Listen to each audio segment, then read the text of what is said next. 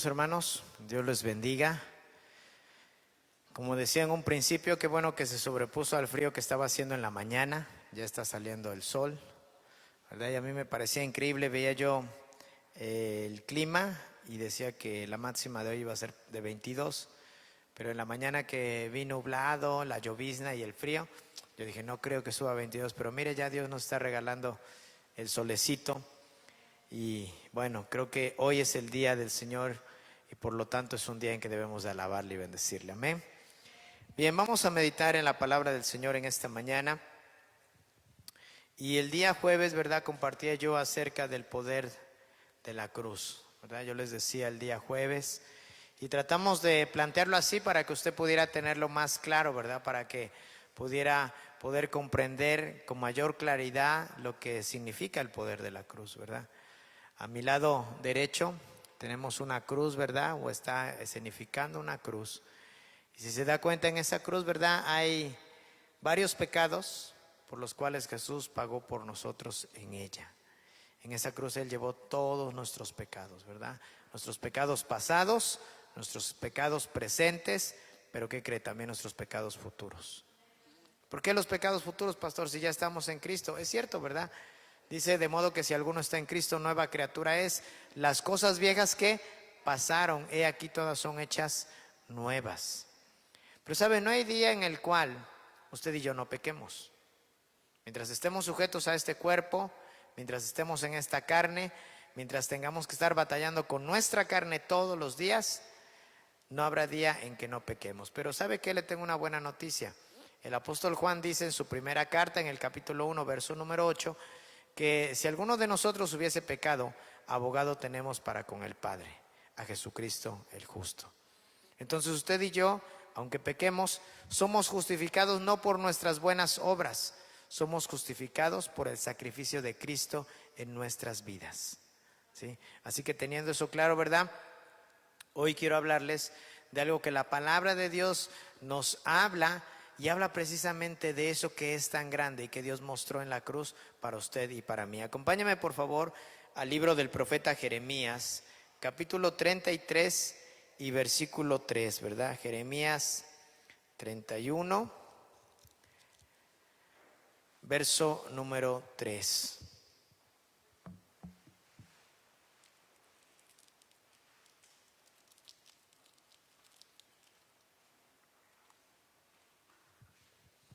Dice la palabra de Dios, usted lo va a seguir con su vista en la nueva versión internacional. Yo le voy a dar lectura en la versión Reina Valera 60, ¿verdad? Que es la que la mayoría de nosotros tenemos, incluso a lo mejor hemos descargado en nuestro celular. Y dice la palabra de Dios de la siguiente forma. Jehová se manifestó a mí hace ya mucho tiempo. Fíjese, tan solo esa frase, híjole, nos llevaría un buen ratito meditarlo. Dice, Jehová se manifestó a mí hace ya mucho tiempo, diciendo, y esto es lo que dice el Señor, presta atención. Con amor eterno te he amado, por tanto te prolongué mi misericordia. Una vez más leo esta parte, dice, con amor eterno te he amado, por tanto te prolongué mi misericordia, ¿verdad? Y cuando Dios me ponía acerca de qué hablar el día de hoy, pensaba en esto, en esta frase, ¿verdad? Amor eterno. Y no nos equivoque, ¿verdad? No es la canción de Juan Gabriel, sí, que también hay una canción así, ¿verdad? Se titula Amor Eterno, pero no es esa. Sino que amor eterno nos habla de algo que Dios nos ha demostrado desde el principio de la creación y nos lo demostrará hasta el final de la misma y por toda la eternidad. ¿Sabe? El plan de Dios original es que usted y yo pasemos una eternidad con Él. Originalmente era que toda la humanidad pasara una eternidad con Dios.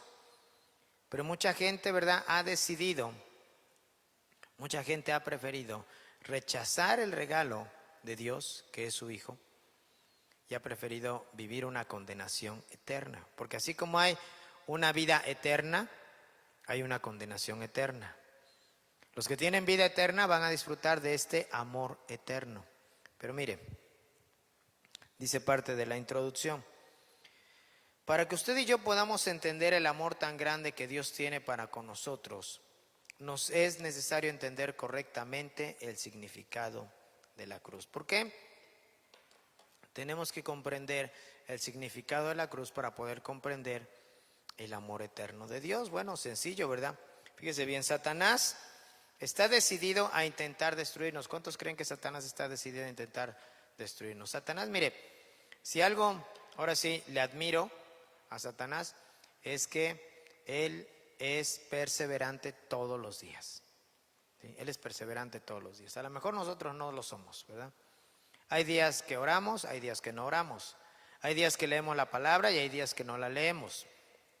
Hay días que escuchamos alabanzas, hay días que escuchamos música pagana. No somos perseverantes, ¿sí? Pero Satanás, fíjese que sí es perseverante. Todos los días está buscando de una o de otra manera hacer que usted y yo caigamos en sus redes. Hacer que usted y yo caigamos en sus trampas. Hacer que usted y yo pequemos. Hacer que usted y yo desobedezcamos a Dios. Todos los días Satanás está perseverando en que el cristiano caiga en sus trampas. ¿Sí? Y eso sí tiene, él es perseverante, ¿verdad? Él es aferrado, ¿sí? Y ¿sabe?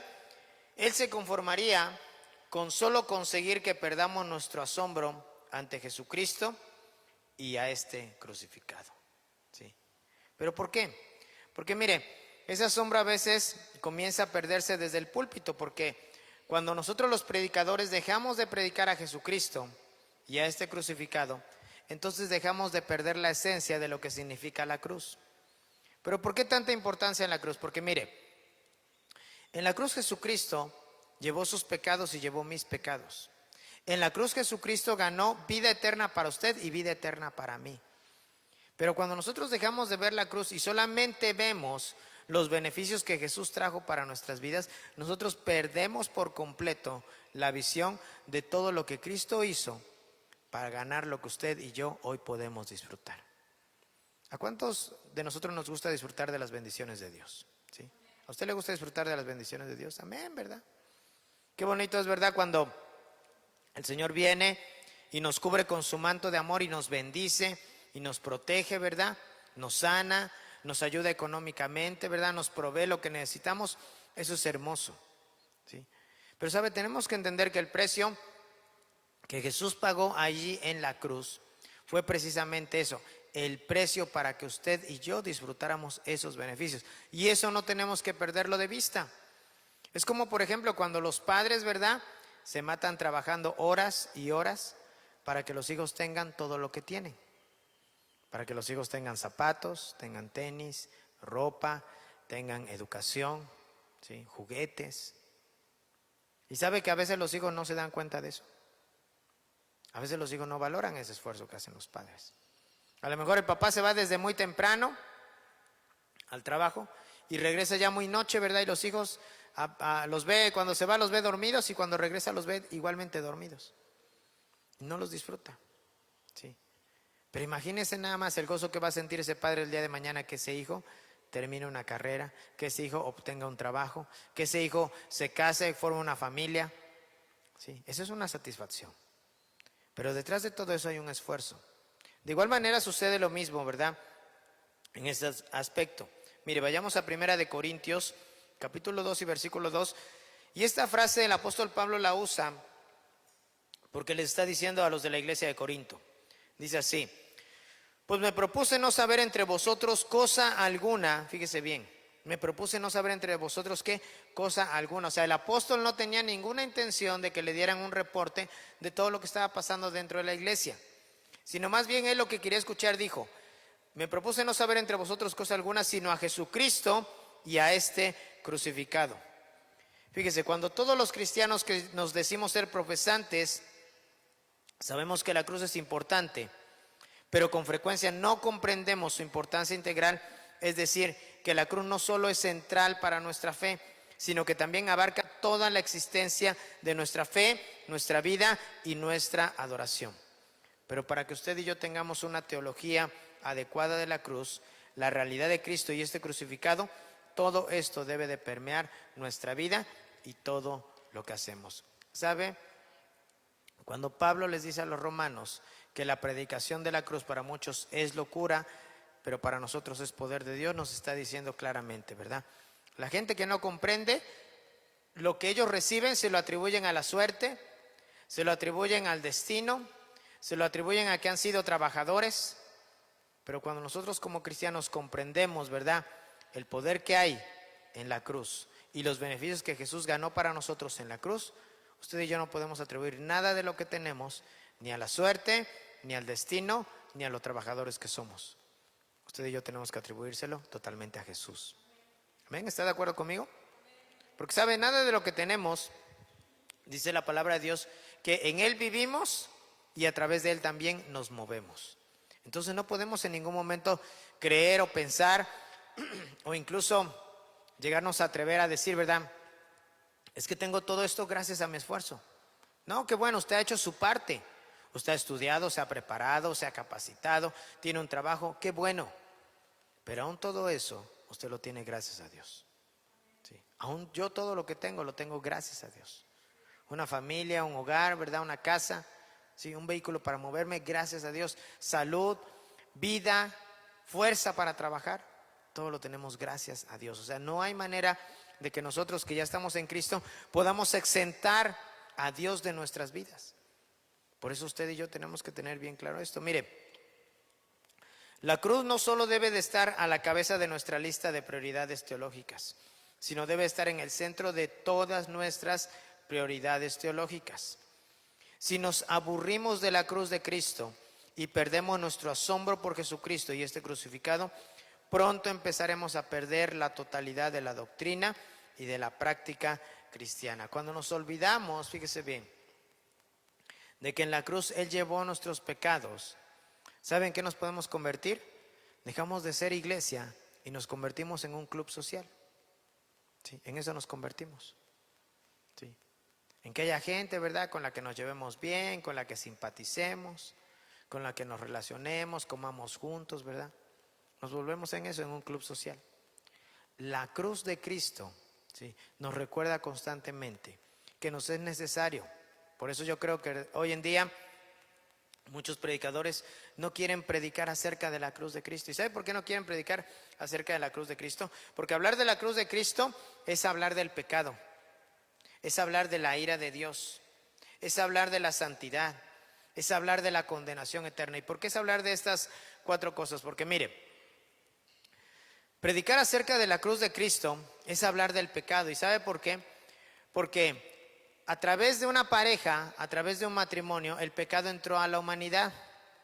Después de que el pecado entró a la humanidad, esto es, haga de cuenta como si a usted le hubieran encomendado que mantuviera limpio un lugar. Pero por una equivocación, por un error, por no hacer lo que debería de hacer, entonces usted comete una equivocación y ese lugar se ensucia, ese lugar se mancha.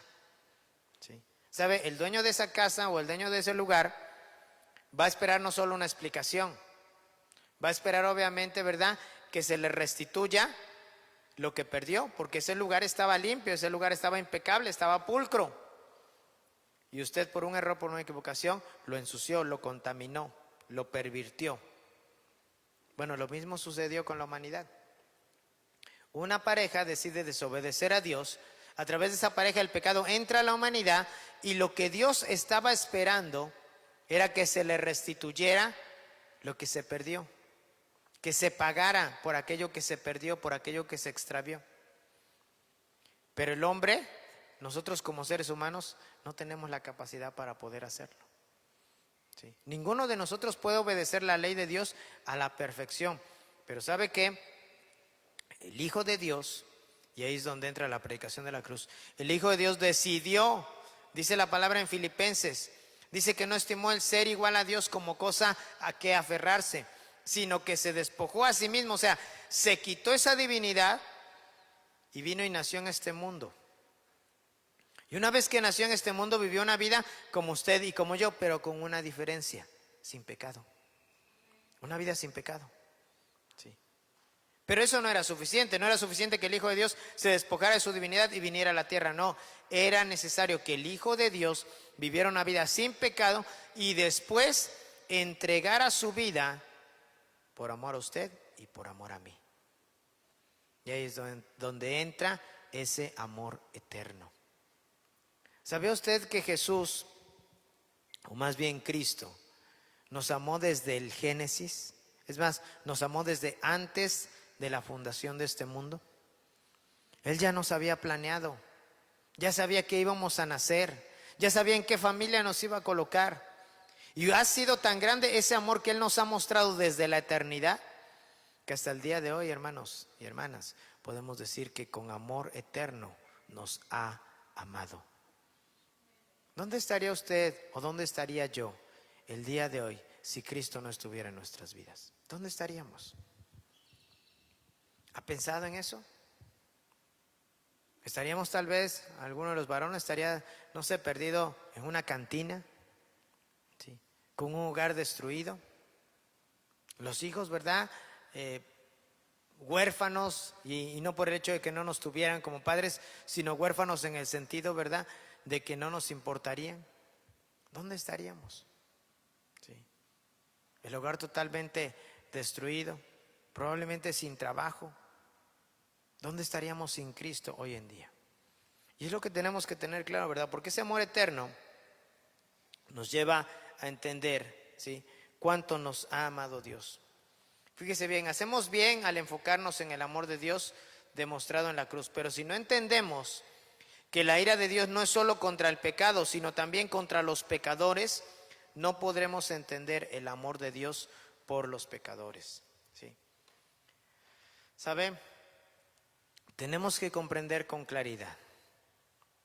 Dios está enojado con el mundo. Pastor, ¿pero por qué dice eso? ¿Acaso no Dios es amor? Sí, claro, Dios es amor. Pero Dios está enojado contra el mundo, ¿sí? Y está enojado contra el mundo porque muchos de ellos, ¿sí?, o incluso muchos de nosotros, a veces no entendemos ese amor tan grande que Él nos da. ¿Le ha pasado que de repente usted le da muchas cosas a sus hijos y sus hijos no agradecen por todo eso que usted les da? ¿Le ha pasado vivir eso? ¿Sabe? Cuando eso sucede, es lo mismo que pasa cuando la gente escucha del regalo de Dios para la humanidad, que es Jesucristo, pero no quieren recibirlo, no quieren aceptarlo, no quieren obedecer sus mandamientos, no quieren seguirlo, no quieren amarlo. ¿Sí? Es lo mismo. Es como cuando Él nos dice, ¿verdad?, lo que nos hace bien. Usted, por ejemplo, como padre, le dice a su hijo: mira, cómete esto, cómete las verduras, te van a hacer bien. ¿Sí? Tómate esto, esto te va a hacer bien. Duérmete temprano, no te desveles, no pases mucho tiempo en el celular, te vas a dañar la vista. Usted no lo hace por fastidiarlos, usted lo hace porque los ama. Lo mismo sucede cuando Dios nos da sus mandamientos y nos dice: mira, haz esto y te va a ir bien en la vida. ¿Sí? Sana tu corazón y deja que yo haga la obra en tu vida. No permitas que eso gane terreno en ti. Pero muchas veces, ¿sabe qué pasa? Pareciera que, como con los hijos, nos entra por un oído, nos sale por el otro, y dejamos entonces de ver la cruz de Cristo. Dejamos de ver los beneficios que hay en ella. Pero cuando nosotros tenemos bien claro, ¿verdad?, que en esa cruz Cristo llevó nuestros pecados, ¿sí?, y que de esa manera cuando Cristo estaba, usted recuerda la frase, ¿verdad? Y en estos días muchas iglesias estuvieron predicando acerca de eso. Pero usted recuerda las palabras de Cristo. Cuando estaba ahí en la cruz, ¿qué dijo? Dios mío, ¿por qué qué? ¿Por qué me has desamparado? ¿Sí? ¿Por qué me has desamparado? ¿Y sabe por qué? Efectivamente, en esos instantes Dios se había apartado de su Hijo. ¿Pero cómo es posible? Si es el Hijo de Dios, ¿cómo es posible que Dios se apartara de su Hijo? Sí, se había apartado de su Hijo porque en ese preciso instante Jesús estaba llevando todo el pecado de la humanidad. Y si algo con lo que Dios no comparte es con el pecado. Pastor, entonces Dios aborrece el pecado, pero sí ama a los pecadores. No, también dice la palabra de Dios, ¿verdad?, que el pecador, ¿verdad?, está totalmente lejos de la vista del Señor.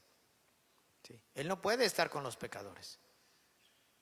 Pastor, entonces, ¿por qué muchas veces, ¿verdad?, usan esa frase: Dios aborrece el pecado pero ama al pecador? Es una frase equívoca, ni siquiera es bíblica. ¿Sí? La dijo un gran pensador, un filósofo, ¿verdad?, pero no es bíblica. Dios aborrece el pecado y aborrece el pecador. Pero cuando un pecador se arrepiente, cuando un pecador viene a Cristo, entonces Dios sí lo acepta. Dios acepta pecadores arrepentidos. ¿Cuántos pecadores arrepentidos sabemos hoy en esta mañana? ¿Sí? ¿Sabe? Yo soy uno de ellos. Y espero que usted también sea uno de ellos. Y mire, hacemos bien al enfocarnos en el amor de Dios demostrado en la cruz, pero si no entendemos que la ira de Dios no es solo contra el pecado, sino también contra los pecadores, no podremos entender el amor de Dios por los pecadores. Esto es el amor eterno.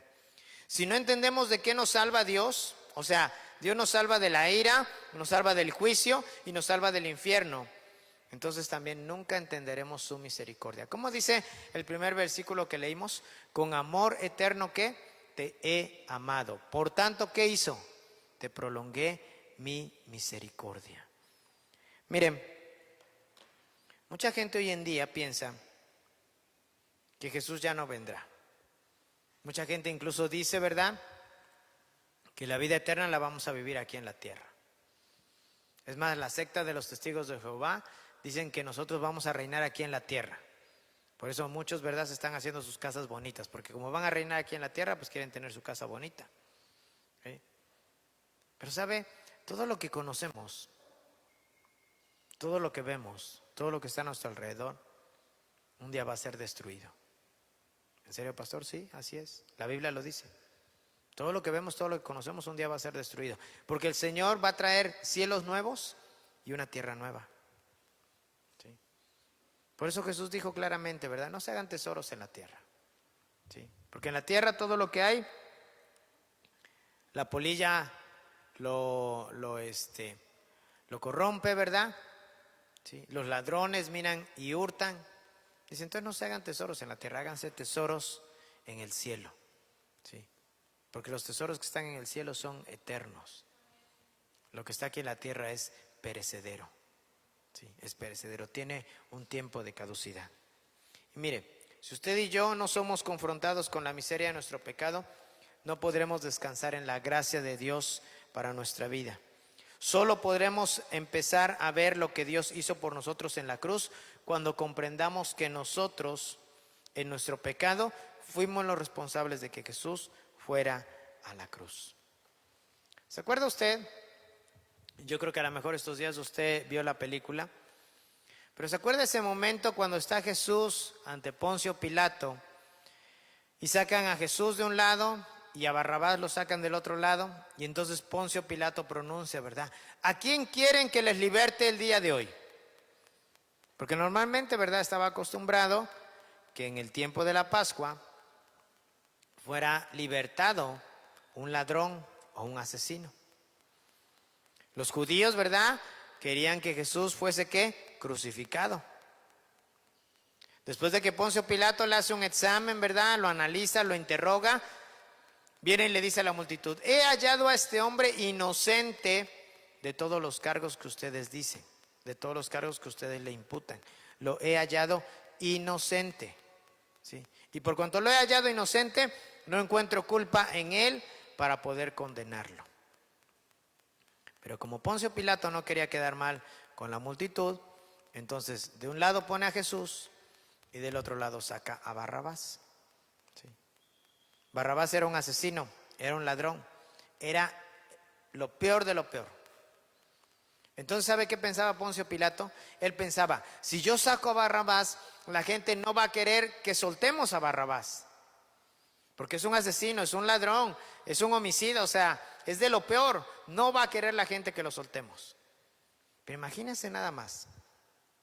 Y todo esto ya estaba planeado, ¿verdad? O sea, para nuestro Señor no era nada sorprendente, no era nada nuevo. Él sabía, él mismo sabía, incluso cuando estaba orando él en el huerto del Getsemaní, sabía a lo que iba. Por eso le dijo al Padre, Padre, si es posible que pase de mí esta copa, pero no se haga mi voluntad, sino hágase la tuya. O sea, él tenía claridad, sabía a lo que se iba a enfrentar, sabía lo que iba a pasar, sabían las cosas, ¿verdad?, que iba a tener que padecer, pero aún así él tenía muy claro, óigalo bien, tenía muy claro, ¿sí?, que era necesario que hiciera todo eso. ¿Para qué? Para que usted y yo alcanzáramos salvación. Cuando Poncio Pilato les presenta esa situación, ¿sabe qué hizo la gente? le dijeron, suelta a Barrabás. Y hasta él mismo se sorprendió. Dice, ¿cómo? Si este es un asesino, es un homicida, es un ladrón, o sea, es de lo peor. Pero sabe, todo ya estaba planeado, estaba profetizado.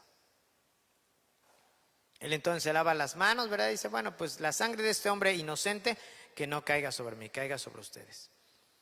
Y entonces el pueblo judío pronuncia, ¿verdad?, una maldición que ellos mismos se autoimpusieron, ¿verdad? Que la sangre de ese hombre, hablando acerca de Jesús, caiga sobre nosotros, sobre nuestros hijos y sobre los hijos de nuestros hijos. Por eso es que hasta hoy en día el pueblo judío, hermanos, sigue siendo perseguido, hasta hoy en día. Sí. En los años 30, 40, ¿verdad?, cuando se llevó a cabo la Segunda Guerra Mundial, muchos quisieran omitir ese holocausto judío, ¿verdad?, en el cual murieron más de 8 millones de judíos. Sí. Muchos quisieran olvidarlo, pero fue una verdad. A través de los siglos, el pueblo judío ha sido perseguido y ha sido muerto a filo de espada. ¿Pero sabe por qué? Ellos mismos pronunciaron esa situación. Bendito sea Dios por aquellos, ¿verdad?, que la luz del Espíritu Santo les ha alumbrado y han vuelto su corazón al verdadero Mesías. Esto es a Jesucristo. ¿Sí? Pero sabe, continuando en esta línea, mire, el enojo es incompatible con el amor, ¿no cree? ¿Qué podría ser lo contrario al amor? Pues el odio, tal vez. ¿Sí? Hay por ahí una frase, ¿verdad?, que dicen que del odio al amor hay un paso. ¿Sí? Y muchos enamorados luego se dicen, no es que me odie, ¿verdad? Es que me ama, pero con un amor diferente, ¿verdad? Y se escudan en decir eso, ¿verdad? Que del odio al amor hay un paso. Pero sabe, el enojo es algo que es incompatible con el amor. Fíjese, pensemos en esto por un momento. Si usted está enojado con su amigo, ¿sí?, ¿podrá permanecer su amor por ese amigo? Haga de cuenta que un amigo le hizo algo, ¿sí? No sé, le defraudó, le decepcionó. Pero es un gran amigo, es un buen amigo. ¿Sí? Es más, es de los pocos amigos que usted tiene.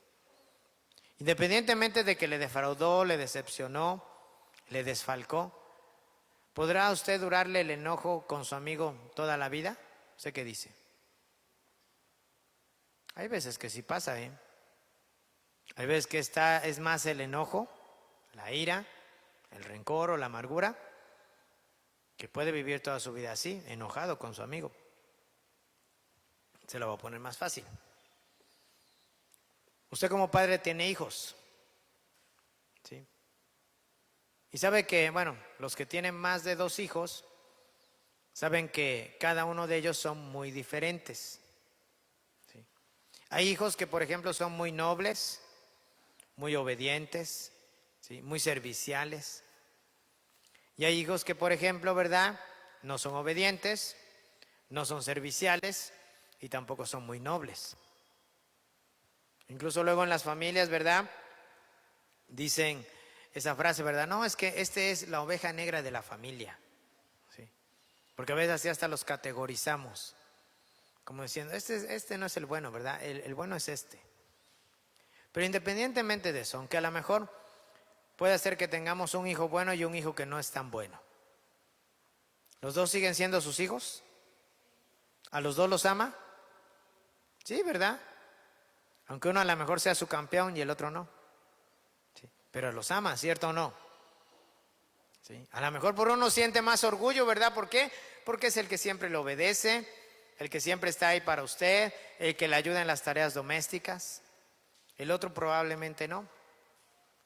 Pero aún así no deja de ser su hijo. Bueno, mire, con eso en la mente, fíjese bien.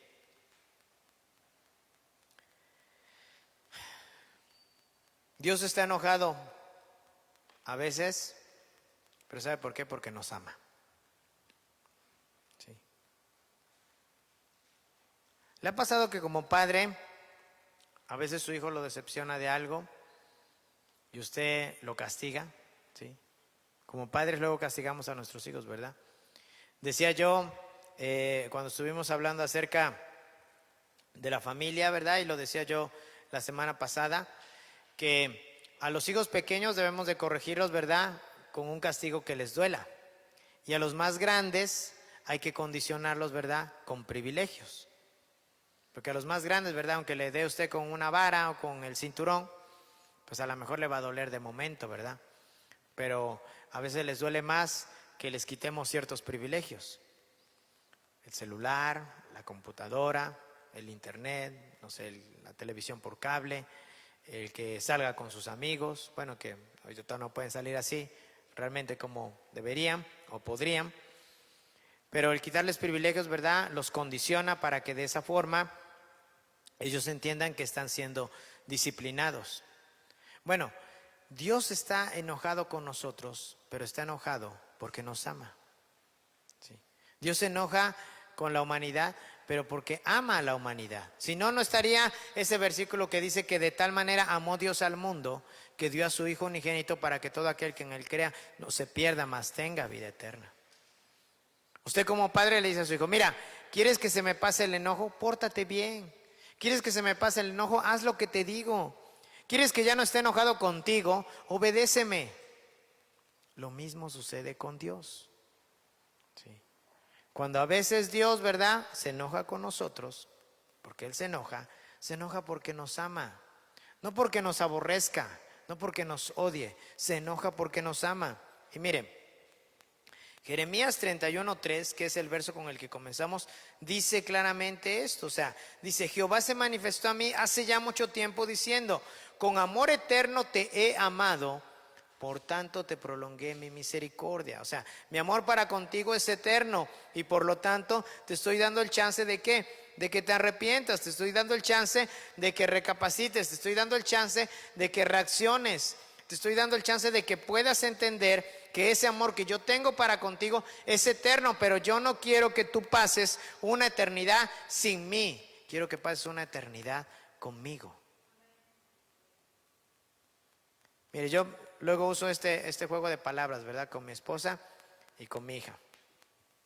Cuando, por ejemplo, estamos así bien, le digo, ya saben, conmigo, aquí. Sin mí, acá. Conmigo y sin mí. ¿Sí? Conmigo, si están de mi lado, ya saben, las llevo a donde ustedes quieran. ¿Sí? Si están en mi contra, ya saben, no hay nada. Ni invitaciones a cenar, ni que unos tacos, ni que vamos a comprar algo, nada. ¿Sí? Dios hace lo mismo. O sea, con Dios aquí lo tenemos todo. Sin Dios, ¿qué cree? No tenemos nada. ¿Sí? Con Dios y sin Dios. Por eso es que dice, con amor eterno te he amado. Y es que mire, este amor eterno que Dios tiene por su pueblo no es de ninguna manera ni establecido o basado en nosotros. O sea, no depende de lo que somos nosotros, depende de quién es Él. ¿Sí? Así es como nos ama. ¿Se acuerda de esa, que era una, ¿cómo se les dice? ¿Cómo se les dice a esas historias donde involucran a los animales? Fábulas, ¿verdad? Una fábula. ¿Se acuerda de esa fábula de una zorra y su zorrito? ¿Sí? ¿Se acuerda de esa fábula? ¿Sí? Que la mamá zorra, ¿verdad? Bueno, soy un poco agresiva la frase, ¿verdad? Perdón. ¿Sí? Pero sale a buscar a su hijo, al zorrito, y de repente empieza a preguntar, ¿verdad? Y dice que se encuentra un cuervo, ¿sí? Y le pregunta, oiga, señor cuervo, ¿no ha visto de casualidad a mi hijo? Es un zorrito así, mire, su pelo es así platinado, ¿verdad? Muy suave, sus ojos muy expresivos. Dice, no, no lo he visto, ¿verdad? Y de ahí se adelanta, ¿verdad? Y se encuentra otro animal y le pregunta lo mismo. Oiga, ¿no ha visto a mi hijo un zorrito? Mire, es así, así. Y le da las mismas descripciones. Y entonces cuando se topa al final con otro animal, ¿verdad? Le hace las mismas preguntas y le dice, pues a ese que usted me describe no lo he visto, pero he visto un zorro así, ¿verdad? Todo flaco, feo, ¿verdad? Así, mal peinado. ¿Sí? Dice, ese es mi hijo, ese es. Normalmente los padres siempre vemos lo mejor de nuestros hijos, ¿cierto o no? ¿Sí o no? Usted siempre va a ver lo mejor de sus hijos. Aunque los demás digan lo contrario, ¿verdad? No, es que es bien desobediente, es peleonero, ¿verdad? No se baña, se ve que nunca se lava los dientes, ni se peina. ¿Sí? Pero usted siempre va a ver lo mejor de sus hijos. Bueno, le tengo una noticia. Dios siempre va a ver lo mejor de usted y lo mejor de mí. ¿Sí? Dios siempre va a ver lo mejor de usted y lo mejor de mí. ¿Sí?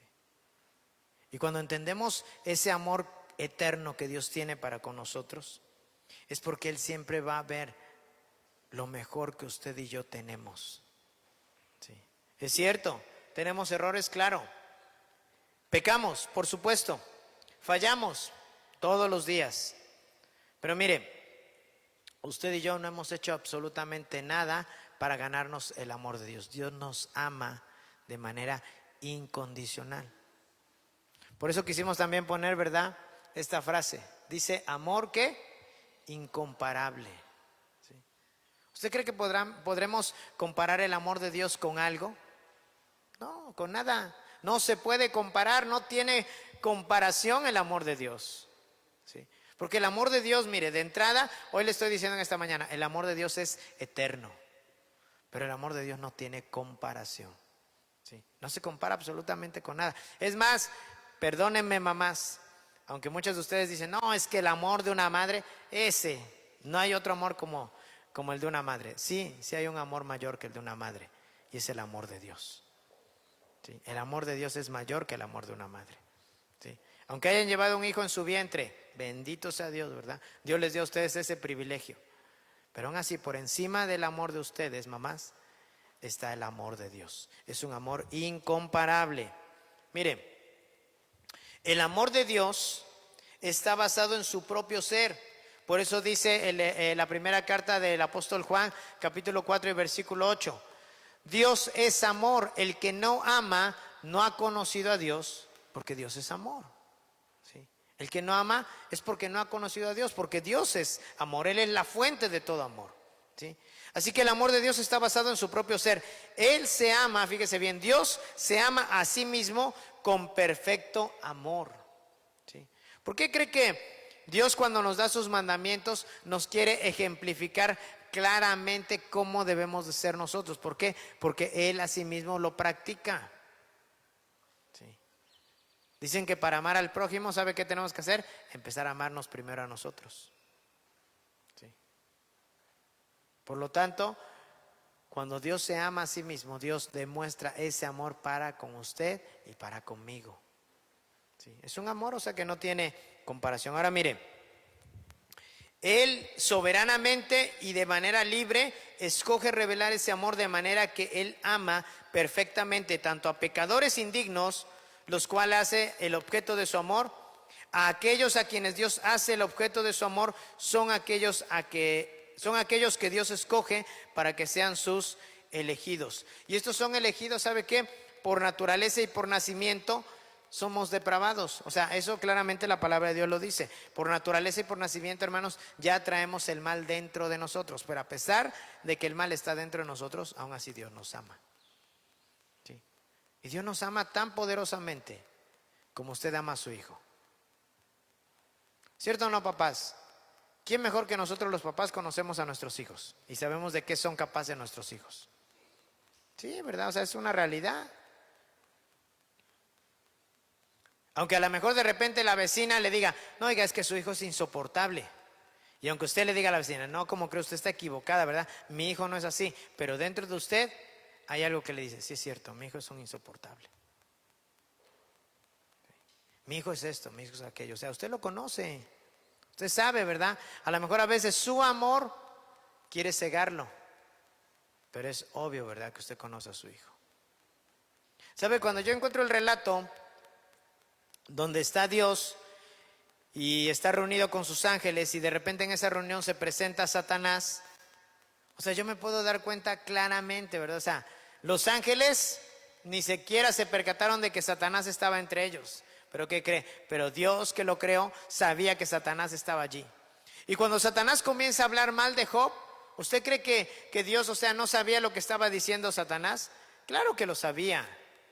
Es más, el mismo Job en algún momento, ¿verdad?, dice, el mal que tanto me temía, ese me ha sobrevenido. ¿Qué quiere decir? Que en algún momento, ¿verdad? En la conciencia, en el corazón, en el pensamiento de Job, él tenía claro que en algún momento su buena suerte se podría acabar. La bendición de Dios se podría quitar de su vida. ¿Y se la quitó Dios porque él había hecho algo, porque había cometido algo? No. Job ni siquiera cometió cosa alguna para que todo le fuera quitado en un día. Pero ¿sabe qué es lo que quiere demostrar Dios?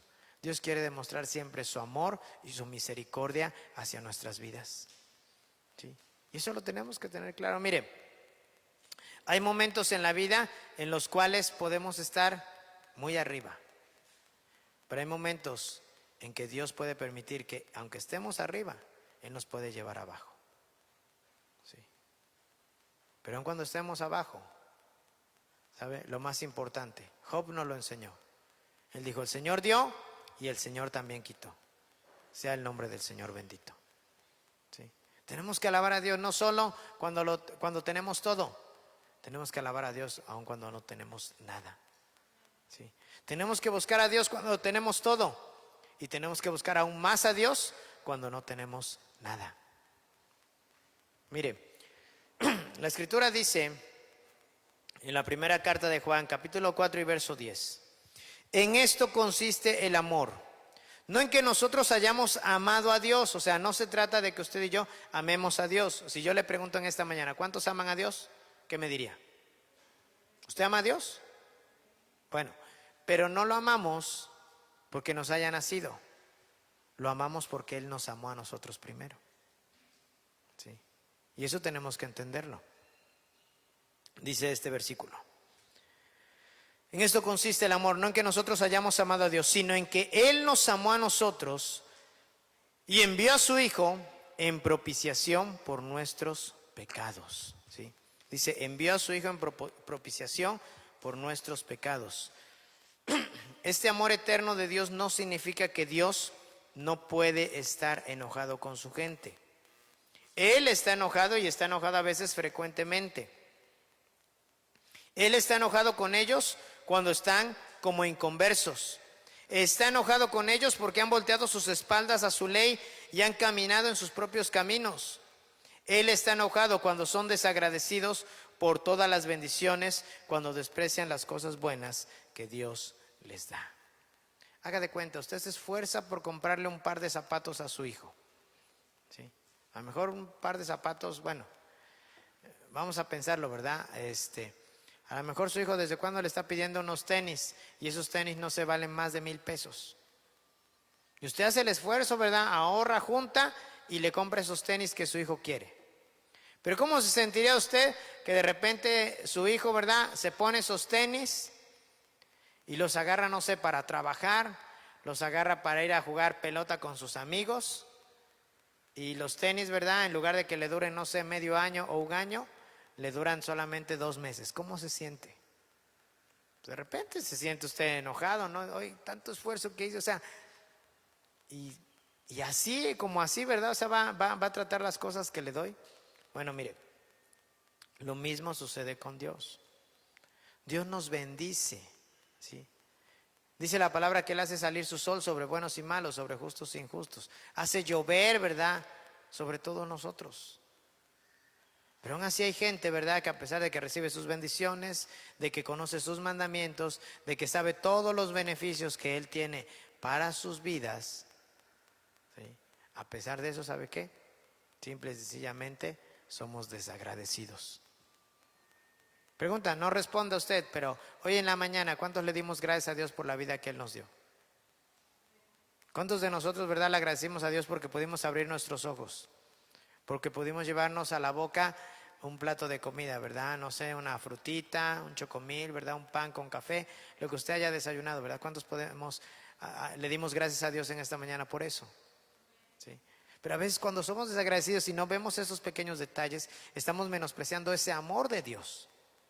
¿Sí? Y no nos damos cuenta con cuánto amor Él nos ha amado. Por eso la frase de Jeremías dice, con amor eterno te he amado. ¿Sí? Mire, pero este enojo de Dios es mostrado para que sea nuestra experiencia. Fíjese, mientras somos inconversos, mientras no hemos conocido de Dios, conocemos el enojo y la ira de Dios. Pero también en nuestra experiencia, cuando ya somos convertidos, nos damos cuenta, ¿verdad?, que tenemos que volvernos de nuestros caminos pecaminosos y confesar nuestros pecados. Vayamos al Salmo 32. Por favor, vamos a buscarlo.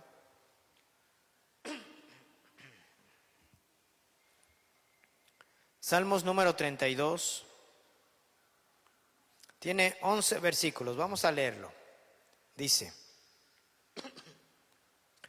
Bienaventurado aquel cuya transgresión ha sido perdonada y cubierto su pecado. Mire qué hermoso comienza el Salmo. Dice: Bienaventurado aquel cuya transgresión ha sido perdonada y cubierto su pecado.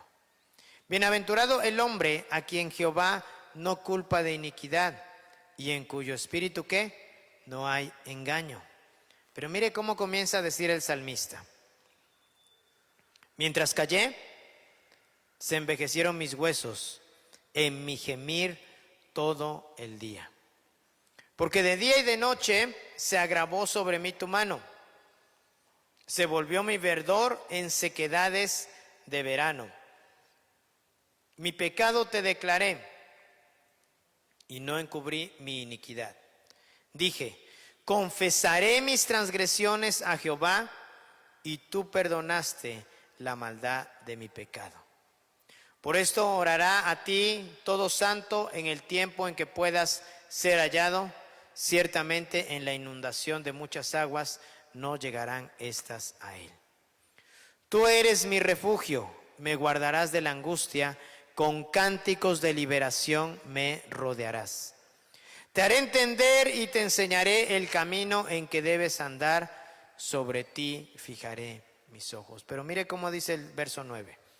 No seáis como qué, como el caballo o como el mulo sin entendimiento, que han de ser sujetados con cabestro y con freno, porque si no, no se acercan a ti.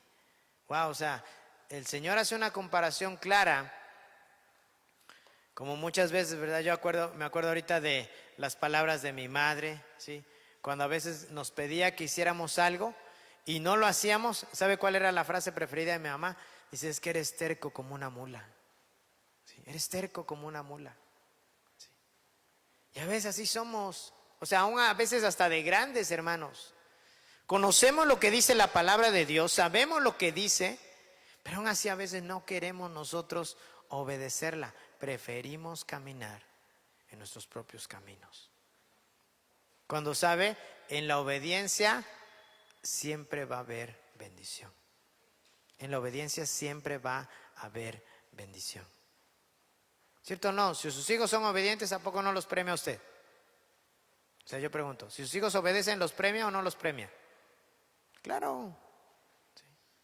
Por eso en la obediencia siempre va a haber bendición. ¿Sí?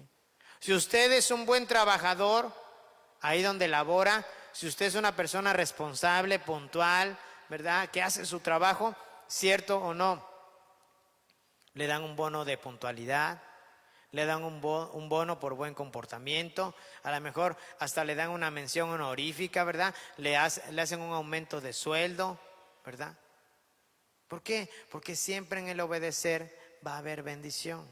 Siempre en el guardar los mandamientos, siempre en el obedecer las leyes va a existir bendición. Por lo tanto, Dios nos está diciendo esto con claridad. Dice: no sean como el caballo, no sean como el mulo, que no tienen entendimiento, que tienen que sujetarlos. ¿Para qué? Para que se puedan acercar a ustedes. No seamos de esa manera. Imagínense nada más. Dios, por eso nos dice claramente: con amor eterno nos ha amado. O sea, Él quiere mostrar su amor para con nosotros todos los días de nuestra vida. Y por lo tanto Él quiere que lo hagamos bajo sus condiciones, bajo su dirección. Mire, quiero terminar con esto. Cuando Dios nos castiga, experimentamos su enojo en nosotros. Por eso el salmista dice en el Salmo 6:1: Jehová, no me reprendas en tu enojo, ni me castigues con tu ira, ¿verdad? Y esto lo hablaba David, alguien que era un hombre conforme al corazón de Dios. Pero fíjese bien, pero es muy diferente con el impío. Dios está enojado con ellos, pero el enojo de Dios con el impío no es el enojo para que venga una corrección de amor. O sea, entendamos esto, ¿verdad? Cuando Dios se enoja con nosotros, se enoja, pero ¿sabe para qué? Para que corrijamos el rumbo, para que nos volvamos nuevamente a Él, para que volvamos a encaminarnos en sus sendas. Pero en cambio, cuando Dios se enoja con el impío, no se enoja de esa manera. ¿Sabe cómo se enoja? Se enoja solamente para descargar su enojo y su ira en ellos. Por ejemplo, Romanos 9:12 nos dice bien claro esto. Fíjese bien. Como está escrito, a Jacob amé, mas a Esaú aborrecí. O sea, imagínense nada más esta frase, qué fuerte dice. Como está escrito, a Jacob amé, mas a Esaú aborrecí. La vida de dos hermanos, usted las conoce. ¿Sí? Los dos eran hijos de ¿quién? De Isaac, hijo de Abraham. Quiere decir que eran nietos de Abraham. ¿Sí? Esaú y Jacob. Esaú era el mayor, Jacob era el menor. Y aunque eran mellizos, ¿verdad? Nació primero Esaú y después nació Jacob. Esaú tenía el privilegio de la bendición. Pero fíjese claramente, aún no habían hecho nada malo, aún no habían cometido nada, y Dios ya había decidido a quién había amado y a quién había aborrecido. A lo mejor usted dirá, qué cruel es Dios, qué mala onda. O sea, ni siquiera le dio la oportunidad a Esaú de poder hacer algo bueno para ganarse su favor. Quiere que le diga algo, y esta es una noticia muy interesante. ¿Sabía usted que Dios ya conoce nuestra vida de antemano? ¿Sí? ¿Sabía usted que Dios ya conoce nuestros pensamientos aún antes de que estén en nuestra mente y en nuestros labios?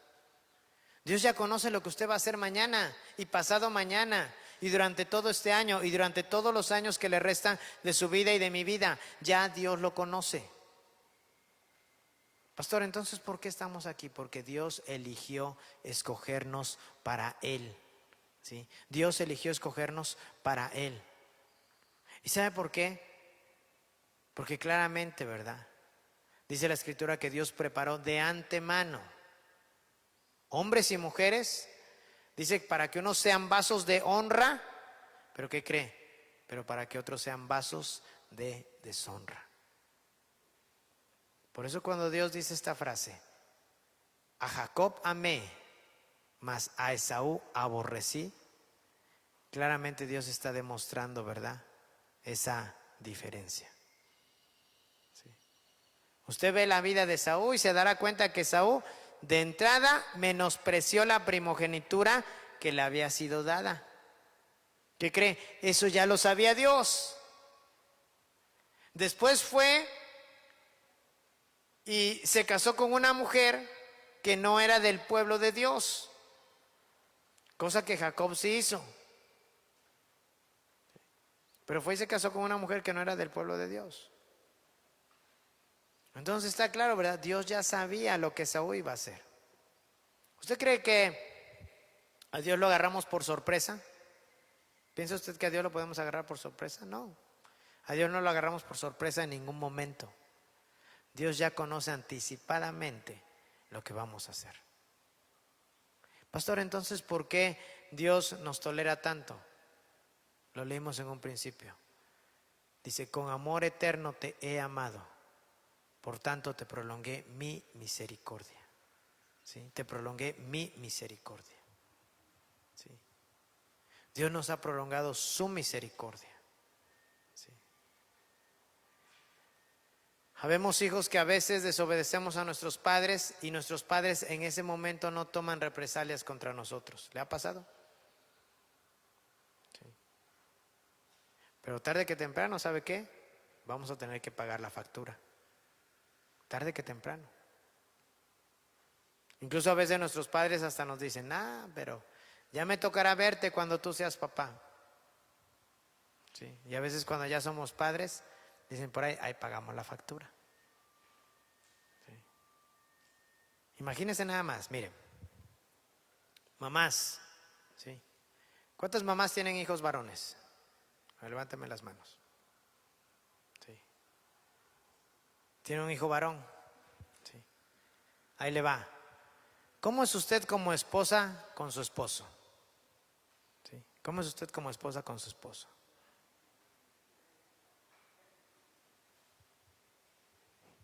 ¿Sabe? A veces pensamos, ¿verdad?, que lo que hacemos en esta vida, hermano, no tiene retribución. Pero todo tiene retribución en esta vida. ¿Quiere usted una buena nuera para su hijo? Sí. Hay pastores que no sé si existen. Sí, sí existen. Sí las hay. Así como ha de haber buenos yernos, ¿verdad? Pero ¿sabe qué? Tenemos que empezar por nosotros. Sí, tenemos que empezar por nosotros. ¿Cuántos papás tenemos hijas, aparte de mí? Bueno, sea un buen esposo. Trate bien a su esposa. ¿Sí? Si es que usted anhela, aspira, quiere que su hija tenga un buen esposo. Un marido que la ame, que la procure, ¿verdad? Que no le falte nada. Eso va a depender de nosotros. Gálatas lo dice, no lo digo yo, lo dice la palabra de Dios. Dios no puede ser burlado. Todo lo que el hombre siembra, eso mismo cosecha. ¿Sí? Y si no lo cosecha en usted, lo va a cosechar en sus hijos. Eso téngalo por seguro. Por eso hoy es un buen día para que comencemos, hermanos, a entender el amor eterno con que Dios nos ha amado, ¿verdad? Ahora mire, concluyo en esto. ¿Cómo es posible que Dios tuviera nada más que amor por su Hijo amado, incluso cuando Cristo conoció nada más que la ira? ¿Sí? Porque, ¿sabe? Cuando Cristo estaba en la cruz, hermanos, el Señor estaba ahí conociendo el enojo del Padre sobre de él. O sea, yo no me puedo imaginar esa escena.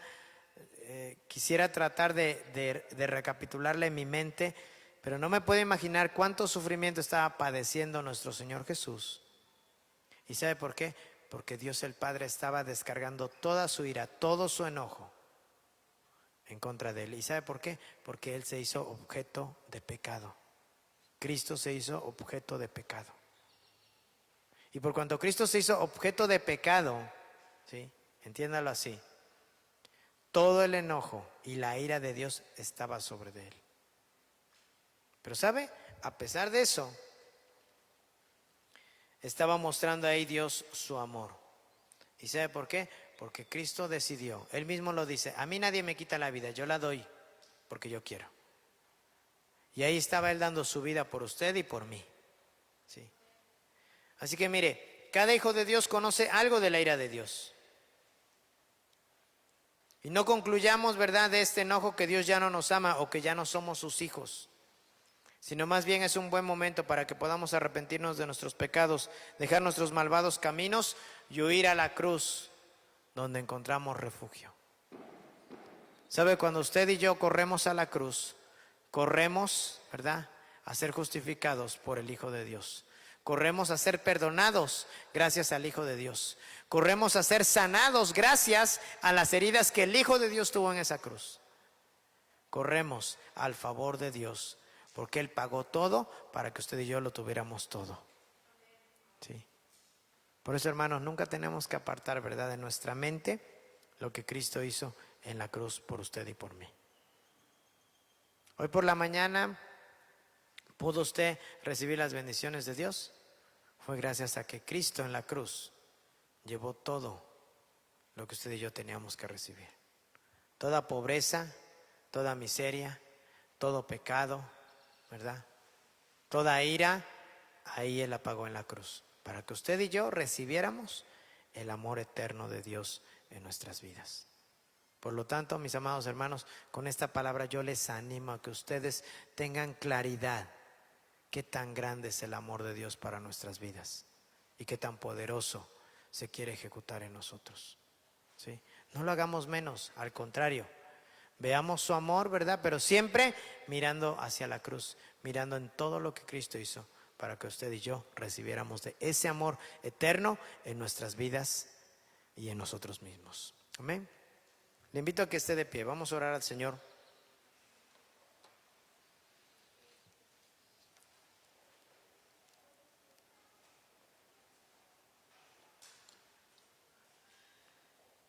Y ahí donde está, cierra un momento sus ojos y oramos a Dios. Padre,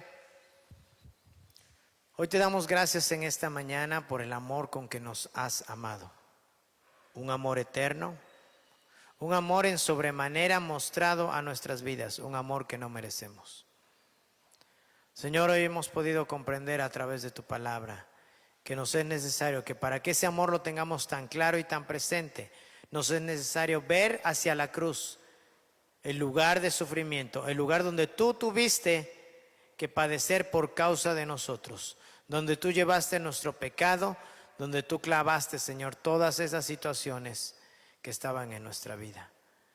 Padre, hoy queremos agradecerte por ese sacrificio, que aunque no lo merecemos, por tu amor tan grande mostrado hacia nosotros, lo llevaste a cabo. Perdónanos, Señor. Perdónanos de toda nuestra maldad. Perdónanos, Señor, de todas aquellas cosas que en algún momento hemos hecho para ofenderte.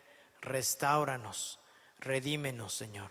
Restitúyenos, oh Dios, al lugar que siempre pensaste para nuestras vidas y llévanos, Señor, a cumplir tu propósito en esta tierra. Hoy nos ponemos en tus manos, Señor.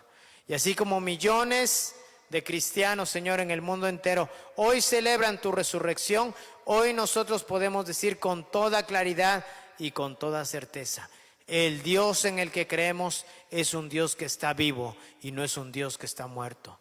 El Dios en el que creemos es un Dios todopoderoso que venció la muerte.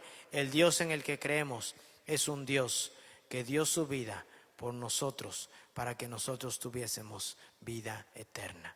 Gracias, Jesús. Gracias, Espíritu Santo. Que tu palabra se haga verdad y vida en nosotros, en el nombre de Jesucristo. Amén.